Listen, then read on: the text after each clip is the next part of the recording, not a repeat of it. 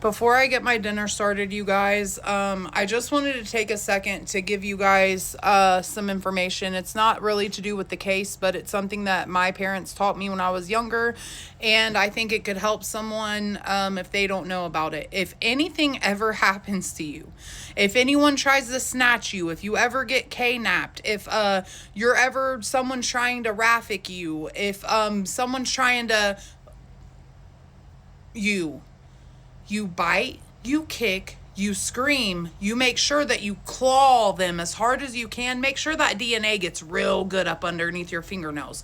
Leave as many teeth prints as you can. That way you can't deny dental prints, right? Make sure that you spit everywhere. Rip your hairs out, literally rip your hairs out and leave them all around the scene, because you'd be surprised. No matter how good you clean up a crime scene, sometimes 20 years later it comes back to, I don't know, bite you in the ass, because the car fibers actually hold a lot of relevance and they hold DNA really well, which I always thought was funny considering their whole thing was, oh, the DNA's contaminated. I've seen them run DNA on meticulously cleaned cars after 20 years and still catch the killers. You know how they said, oh, Brian Koberger's car was so clean, there was no evidence left. I wonder why. There was no evidence because nobody was in his car. Duh.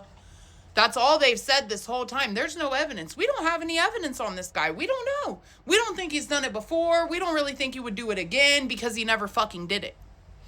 So if anyone, I mean anyone, ever comes up behind you, don't let them take you to location, because if that's their plan, they're going to get rid of you anyways. You fight for your fucking life like Xana and Maddie and Kaylee and Ethan did.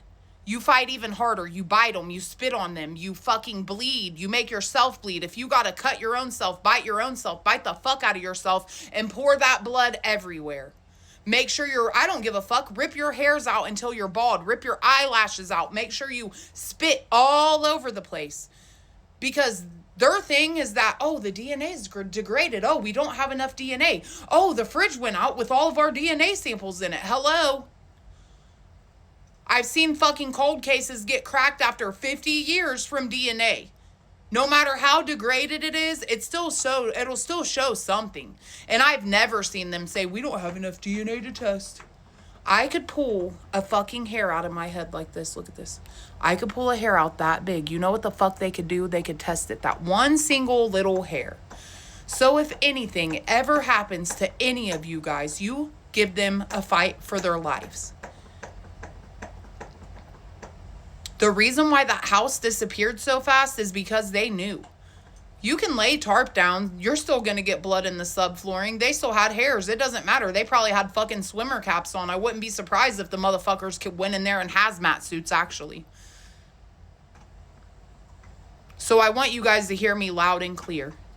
If you didn't know that, please share it with everyone that you do know. Please share that information with your children, your nieces and nephews, and anyone that you might know. Because it could save a life or it could catch a killer.